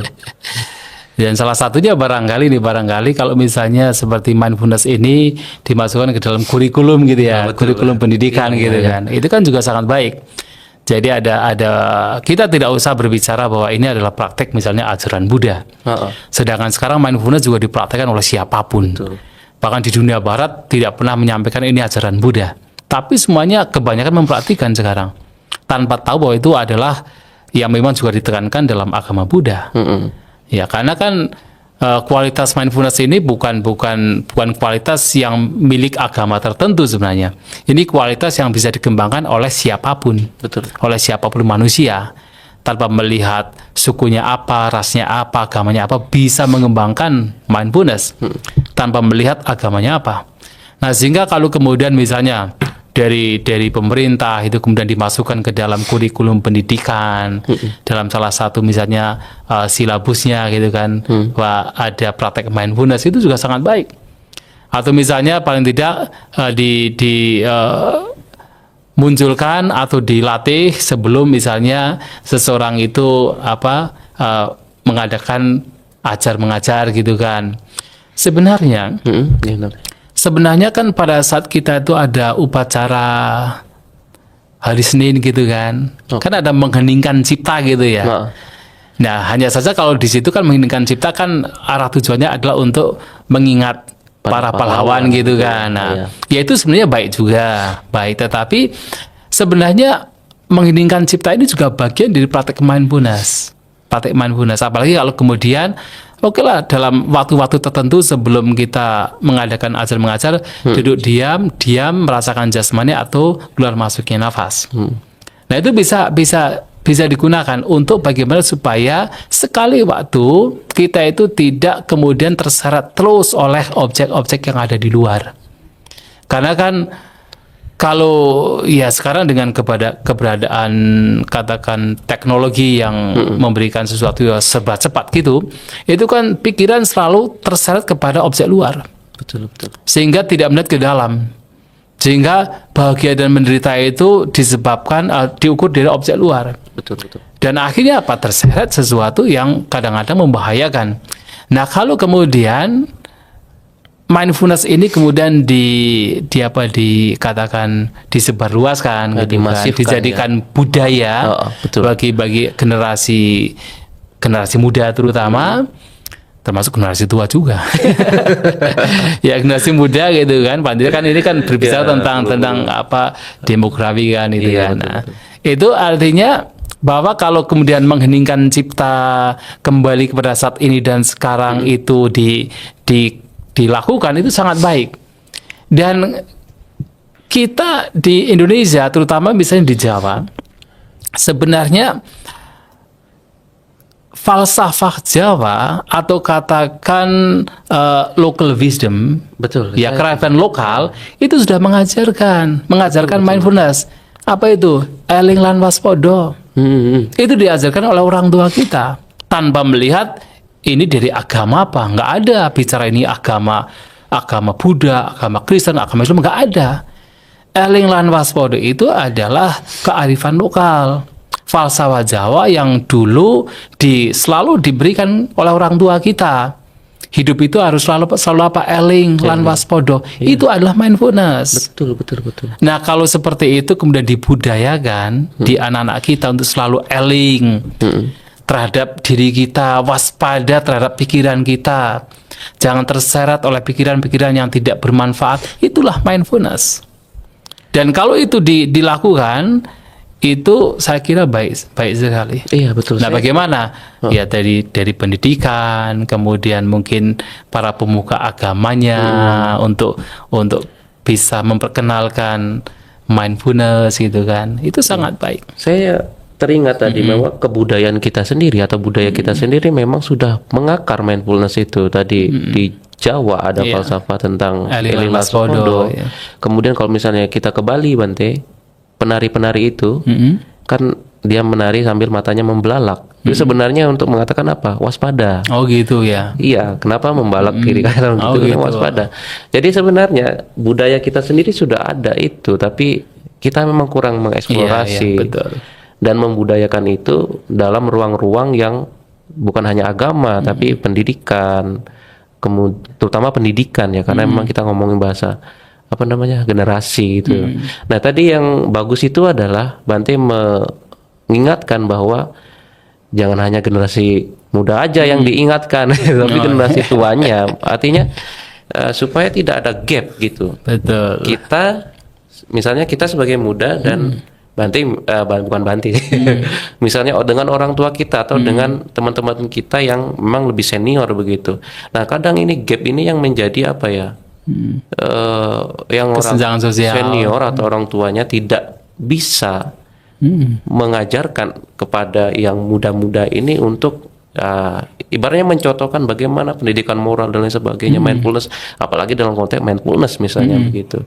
Jadi harus ada keterhubungan atau harus ada peran dari generasi tua juga mengarahkan generasi mudanya, dan itu hal yang sangat luar biasa kalau misalnya mindfulness bisa orang tua juga begitu, Tapi sebenarnya saya juga namanya sekarang bagi saya sih luar biasa juga sih, maksudnya zaman sekarang terutama berkenaan dengan meditasi, karena ternyata meditasi yang mengajarkan mindfulness juga sudah mulai dipraktikkan oleh tidak hanya umat Buddha, tapi juga oleh umat beragama lain juga.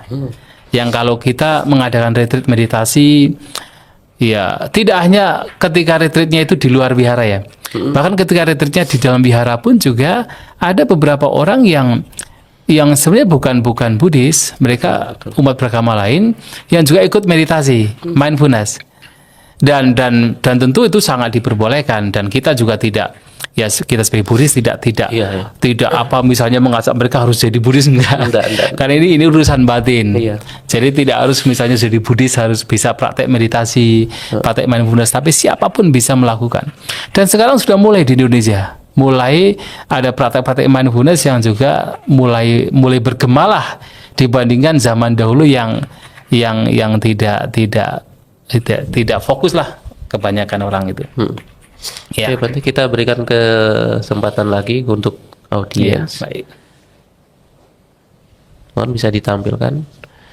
Izin Bante bertanya, sati dengan winyana sama atau tidak? Terima kasih Bante. Monggo Bante. Ya, tentu dua hal yang berbeda. Oke. Ya, memang masalahnya terutama di agama Buddha itu kan sati juga diterjemahkan sebagai kesadaran. Winyana juga sebagai kesadaran. Sehingga seakan-akan sati dan winyana dua hal yang sama. Padahal sati dan winyana dua hal yang berbeda. Sati itu termasuk faktor batiniah yang terdapat di dalam sangkara. Sangkara atau pembentuk atau mental formasi mental atau pembentuk atau faktor-faktor batiniah. Dan winyana itu adalah sebenarnya memang kenapa diterjemahkan di dalam bahasa Indonesia sebagai kesadaran, karena di dalam bahasa Inggris consciousness, kemudian dalam bahasa Indonesia kalau kita bicara consciousness adalah kesadaran. Tapi sebenarnya winyana itu kalau Sang Buddha memberikan definisi, atau misalnya Bhante Sariputta dalam Mahavijaya Sutta memberikan definisi, apa itu winyana? Wijanati ti winyanang. Mengetahui maka disebut winyana. Maka batin yang mengetahui itu adalah winyana. Hanya saja winyana di sini ya itu adalah kesadaran atau batin yang mengetahui dalam semua kondisi, dalam artian mengikuti faktor-faktor batiniahnya. Kalau faktor-faktor batiniahnya itu baik, maka winyana juga baik. Tapi kalau faktor-faktor batinnya itu buruk, winyana juga buruk. Yang diketahui lalu kondisi batinnya itu buruk. Nah, jadi mengikuti terus, tergantung pada faktor-faktor batiniah yang ada di situ. Kalau misalnya faktor batiniahnya adalah keserakahan atau kebencian atau kebodohan, maka di situ winyananya juga winyana yang tidak baik. Tapi kalau faktor batinnya itu adalah yang baik, kebijaksanaan, sati, mindfulness, maka di situ adalah winyananya baik. Maka sati itu adalah faktor batiniah yang mengikuti winyana. Nah, winyana adalah yaitu batin itu sendiri, dalam konteks adalah sebenarnya batin yang mengetahui, itu winyana. Nah, sati itu perhatian itu sebenarnya faktor batiniah. Faktor batiniah. Jadi boleh dikatakan bahwa sati itu adalah objek dari winyana. Winyana adalah subjeknya. Jadi ketika ada perhatian, ada perhatian yang diketahui oleh batin. Nah, yang mengetahui perhatian, keberadaan perhatian itu sebenarnya adalah winyana. Adalah winyana. Nah, sati adalah perhatian. Nah, sehingga dua hal yang berbeda, tidak sama. Tetapi walaupun dua hal yang berbeda, sati tidak akan mungkin muncul tanpa winyana. Tidak akan mungkin muncul tanpa winyana. Harus ada winyana. Tetapi winyana akan muncul bahkan ketika tidak ada sati. Oke. Contohnya nanti. Misalnya kalau winyananya lagi pasif, disebut sebagai bawangga. Maka sati tidak ada di sana. Perhatian tidak ada di sana. Kondisi. Atau Gimana kondisinya nanti? ya pasif. Orang lagi tidur nyenyak, Oh, itu. tidak ada mimpi. Ada nggak sati di sana? Nggak ada. Orang lagi koma, ya kan? Nggak ada sati di sana. Tapi winyana ada di sana. Winyana ada, cuman pasif. Tetapi ketika ada sati perhatian, winyana ada di sana. Itu sudah dipastikan. Sati tidak akan muncul tanpa ada winyana. Tapi winyana bisa muncul tanpa ada sati. Apalagi kalau kemudian sati atau perhatian dalam konteks misalnya abhidhamma itu adalah muncul di apa? Muncul di cita yang baik. Misalnya apa? Muncul di mahakusala atau di dalam rupa wacara atau arupa wacara. Tetapi sati tidak akan muncul di dalam loba mula cita, dosa mula cita atau moha mula cita. Artinya dengan kata lain, ketika batin dikuasai keserakahan maka tidak ada sati. Ketika batin dikuasai kebencian, tidak ada sati. Ketika batin dikuasai oleh moha kebodohan, maka tidak ada sati. Sati akan muncul di dalam maha kusala, termasuk juga muncul di dalam yaitu rupa wacara atau arupa wacara. Maka sati akan muncul bersama dengan vinyana atau cita. Tapi cita atau vinyana belum tentu di sana harus ada sati. Itu bedanya. Maka sati dan vinyana dua hal yang berbeda. Oke, terima kasih. Mudah-mudahan ini bisa dipahami, dipahami ya. yang bertanya. Oke. Kita ada berapa pertanyaan lagi? Ya. Ini sampai jam berapa? Jam 9, ya. Oke, dari Danmi. Selamat malam, Bante, izin bertanya, apakah meskipun sudah ada sati, normal adanya jika pikiran buruk itu tetap muncul? Bagaimana kita bisa meminimalisir pikiran buruk muncul? Terima kasih, Bante. Iya. Kalau tadi kan sati itu dalam abhidhamma kan munculnya di mahakusala atau katakan di cita yang baik. Iya. Tapi tidak bisa dipungkiri kalau kita mengacu kepada ya beberapa khotbah Sang Buddha ada istilah miccha sati. Oh. Ada perhatian yang salah. Iya. Ya. Nah, perhatian yang salah ini tampaknya juga sangat identik dengan yaitu ayuniso manasikara. Oke. Walaupun manasikara itu akan muncul di semua cita. Tinggal apakah diikuti oleh kebijaksanaan atau bukan kebijaksanaan. Kalau diikuti oleh kebijaksanaan maka yoniso manasikara, perhatian yang bijak, atensi yang bijak. Kalau diikuti oleh pikiran-pikiran buruk, maka ayuniso manasikara, perhatian yang tidak bijak. Maka kalau kemudian di sini yang dimaksud dengan sati sekadar perhatian tanpa ada kebijaksanaan, memungkinkan pikiran buruk muncul. Sangat memungkinkan pikiran buruk itu muncul. Maka di dalam, mengapa tadi saya sampaikan, bahkan di dalam pengembangan batin itu tiga hal mesti muncul. Ada sati, ada kebijaksanaan, Sati sama jana. ada pula semangat daya upaya benar. Tiga hal ini. Iya. Ini disampaikan di beberapa khutbah. Misalnya Mahasatiparana Sutta menyampaikan atapi sampajana satima. Jadi dalam kita membawa perhatian terhadap misalnya jasmani atau perasaan atau batin atau bentukan-bentukan pikiran, maka harus ada atapi semangat. Ini adalah semangat untuk melenyapkan yang buruk, mengembangkan yang baik. Yang kedua sampajana, kebijaksanaan. Yang ketiga satima, perhatian. Tiga ini. Atau misalnya dalam Mahacatarisaka Sutta itu ada bahwa tiga hal tidak bisa dipisahkan, yaitu sama didik, sama sati, sama wayama. Pandang benar itu kebijaksanaan, sama wayama itu daya upaya benar, sama sati perhatian benar. Tidak bisa dipisahkan. Nah, kalau seseorang dalam kitab komentar dikatakan begini, kalau seseorang itu hanya sekedar memunculkan sati, perhatian, bahkan sebenarnya binatang juga ada perhatian. Oh iya. Ada perhatian binatang itu. Seperti misalnya apa? Misalnya seekor kucing. Ya, kalau di dalam kitab komentar untuk Mahasatipatthana misalnya dikatakan bahkan seorang binatang serigala, anjing, sapi ketika berjalan dia punya perhatian juga, tahu bahwa dia sedang berjalan. Tapi masalahnya tidak ada kebijaksanaan. Nah, sehingga karena tidak ada kebijaksanaan, maka itu bukan pengembangan batin. Seperti misalnya ada kucing, ya. Ketika kucing itu mau menerkam cicak di dinding, Cicak. ya, kan biasa di dinding kan cicak gitu. Nah, kucing itu kan berjalan dengan pelan-pelan kan, Ya, betul. sampai tidak ada suara kan, pelan-pelan, lebih pelan dari orang yang sedang bermeditasi jalan. Orang meditasi jalan kadang-kadang suara masih ada. Iya. Ini nggak ada suara. Artinya apa? Bahwa dia berjalan pun dengan mindful. Betul nggak? Mindful, ya, betul. Dengan mindful dia. Kemudian begitu sampai dekat dengan cicak, dia memandang, melihat cicak itu tanpa berkedip. Mindful kan? Betul. Kemudian ketika sudah waktunya tepat, dia langsung menerkam cicak itu.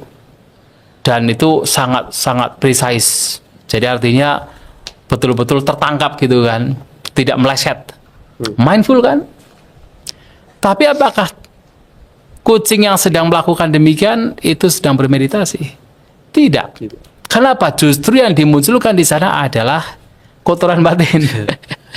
Yang dikembangkan adalah keserakahan untuk memakan cicak itu. Kemudian dikembangkan adalah kebencian ketika dia membunuh cicak itu kan. Dia tidak tahu ini baik, ini buruk. Dia tidak tahu bahwa kebencian, keserakahan adalah keburukan.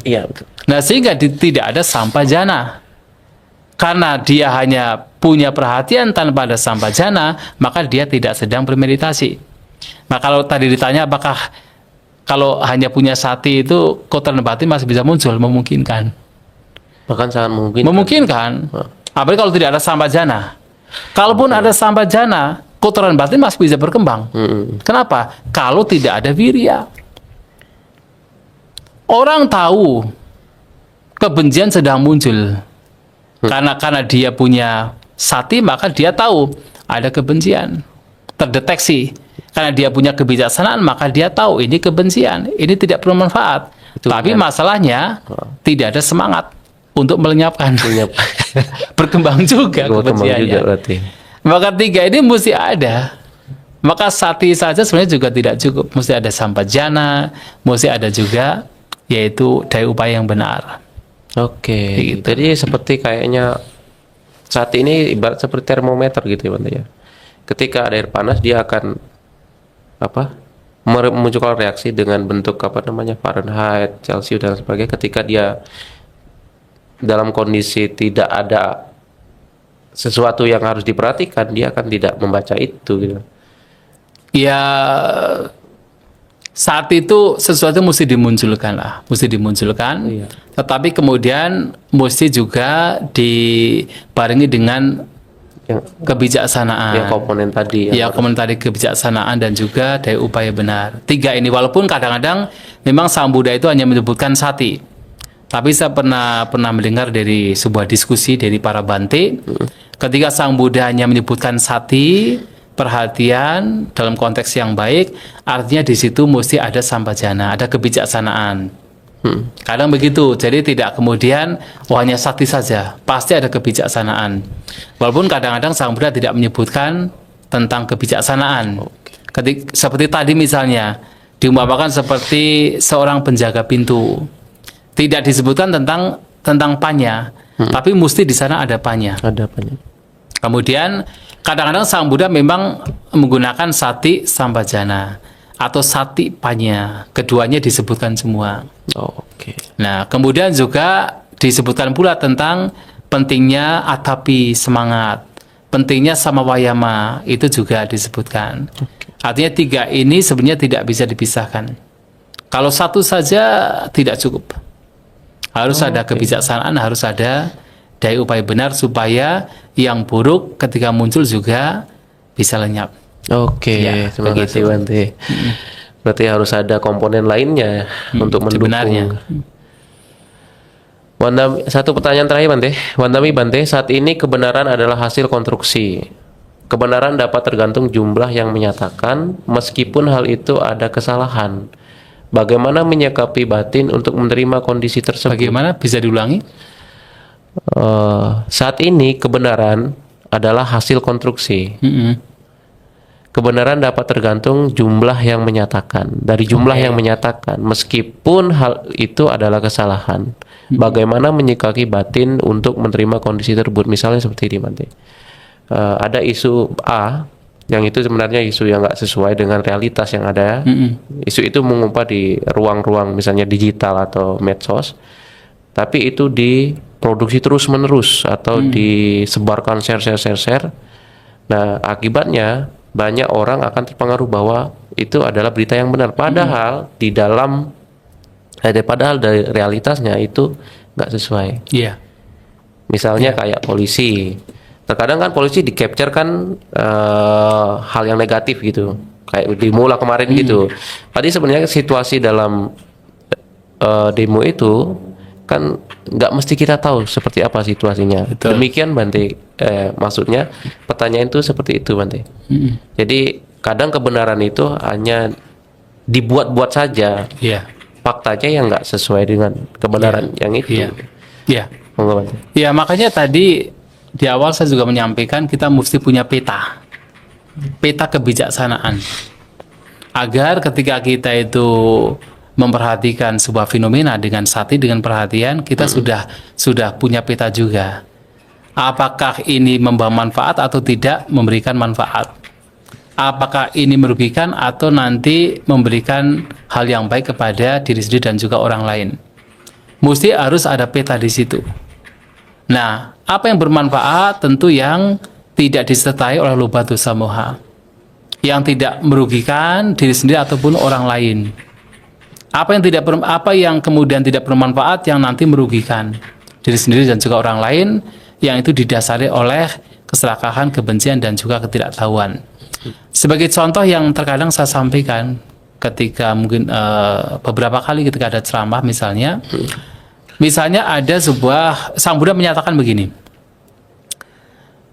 ucapan yang selalu beliau ucapkan adalah ucapan yang benar, sesuai dengan fakta, bermanfaat dan bermanfaat, kemudian mencari waktu yang tepat untuk kemudian diucapkan. Mengapa? Kalaupun itu benar, itu sesuai dengan fakta, ternyata tidak bermanfaat, Sang Buddha tidak akan berbicara. Sehingga selalu kita melihat apakah ini bermanfaat atau tidak bermanfaat, walaupun itu benar loh. Nah, sekarang banyak sekali dengan ada media sosial, adanya ya mungkin Instagram atau TikTok dan sebagainya. Ya. Misalnya nih sebagai contoh saja. Ada yaitu berita mengenai perselingkuhan gitu kan. Misalnya gitu kan. Ya, betul. Berita itu memang benar. Itu memang benar. Misalnya itu benar, itu fakta. Tapi masalahnya kalau kita share, bermanfaat nggak? Itu yang kadang-kadang orang tidak berpikir. Padahal ketika share itu tidak bermanfaat. Tetapi kemudian share hanya karena itu benar sesuai dengan fakta. Padahal ini akan memberikan masalah semakin berkepanjangan. Nah, sehingga ketika kita mendapatkan berita, kalaupun seandainya itu benar, itu fakta, lihat ini bermanfaat atau tidak. Kalau tidak bermanfaat, ngapain juga ikut share, ya kan? Nah, apalagi kalau kemudian berita yang belum jelas, yang kita tidak tahu kepastiannya, kita tidak berada di tempat, yang namanya apalagi sekarang video itu bisa dipotong-potong, kemudian dijadikan sebagai gorengan, digoreng maksudnya, kita tidak tahu secara pasti, lah dengan ketidaktahuan kemudian kita ikut share padahal itu belum tentu benar, nanti dulu, hati-hati. Jangan ikut share yang kita tidak tahu kebenarannya. Karena seperti tadi, ternyata apa yang kadang-kadang itu salah karena banyak yang share, banyak yang bicara, dianggap sebagai sebuah kebenaran. Padahal kita tidak tahu persis. Maka kita mesti hati-hati. Dengan media sosial, kita mesti hati-hati. Apalagi nanti kita melihat ke depannya. Ini nanti bermanfaat tidak kalau kita share? Apakah hanya menimbulkan kebencian atau tidak? Kalau nanti menimbulkan kebencian, ketidaksukaan, menjadi chaos, menjadi berantakan, ya nggak usah ikut-ikutan. Kenapa? Itu nanti akan berbahaya. Iya. Yaitu yang mesti kita perhatikan mengenai bermanfaat atau tidak bermanfaat. Bahkan Sang Buddha, kalaupun itu bermanfaat pun masih mencari waktu yang tepat untuk menyampaikan. Kalau waktunya tidak tepat juga, yang bermanfaat tidak akan memberikan manfaat kadang-kadang. Berarti nunggu momen yang tepat, yang bermanfaat. Nah, tapi tambahannya juga kasih jeda. Pausing. Betul, pausing. Nah, justru mindfulness itu adalah itu pausing. Iya, betul. Menunda untuk nge-share, menunda untuk memberi justifikasi, menunda untuk menyimpulkan Betul, itu betul, ya. itu sangat penting dalam momen-momen saat ini misalnya dan dengan media sosial begitu.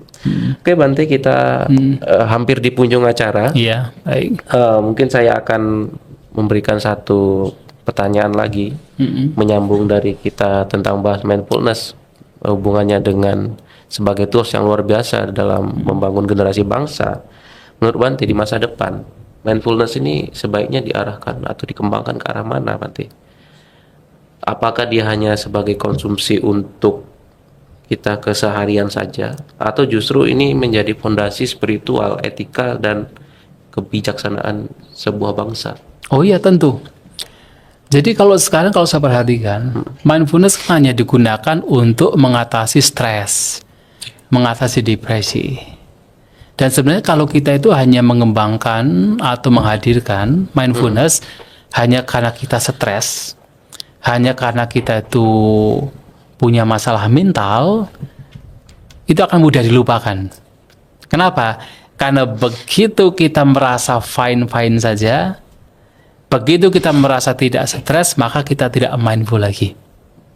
Kan begitu. Dan nanti kemudian ketika tidak mindful, stres lagi kita. Depresi lagi kita kan. Baru kemudian pengembangan lagi gitu kan. Jangan begitu. Tapi bagaimana kita melihat mindfulness ini sebagai secara makna. Dengan kata lain, melihat mindfulness sebagai way of life. Sebagai jalan hidup, sebagai cara hidup yang dibutuhkan dalam setiap momen. Apakah pada saat kita sedang stres atau pada saat kita sedang fine-fine saja. Jadikan mindfulness sebagai way of life, jalan hidup. Kenapa? Bahkan ketika kita dalam zona yang nyaman, dalam kondisi yang seakan-akan itu baik-baik saja, di sana itu masih ada bahaya secara Buddhis ya. Karena kotoran batin, pikiran yang buruk itu tidak hanya muncul pada saat kondisi yang tidak baik. Pada kondisi yang tenang-tenang, yang baik-baik, yang nyaman pun kotoran batin bisa muncul. Keserakahan muncul, ego muncul, keakuan muncul, merasa lebih baik, merasa lebih bermoral. Itu muncul. Dan ujungnya kalau itu muncul, apa yang terjadi? Menderita lagi. Maka Sang Buddha mengatakan, sabati kang satin cak bikawe sabati kang wadami. Wahai para biku, saya katakan, sati dibutuhkan di semua kondisi. Maka karena sati perhatian mindfulness dibutuhkan dalam semua kondisi, jadikan perhatian mindfulness sebagai way of life. Nah, kalau sudah way of life, artinya perhatian di sini tidak hanya sekedar yaitu digunakan dalam momen-momen tertentu saja, tapi menjadi sikap hidup kita, menjadi spiritual kita dalam kehidupan sehari-hari, menjadi etik kita dalam kehidupan sehari-hari untuk senantiasa menghadirkan mindfulness. Itu yang mestinya kita arahkan ke sana.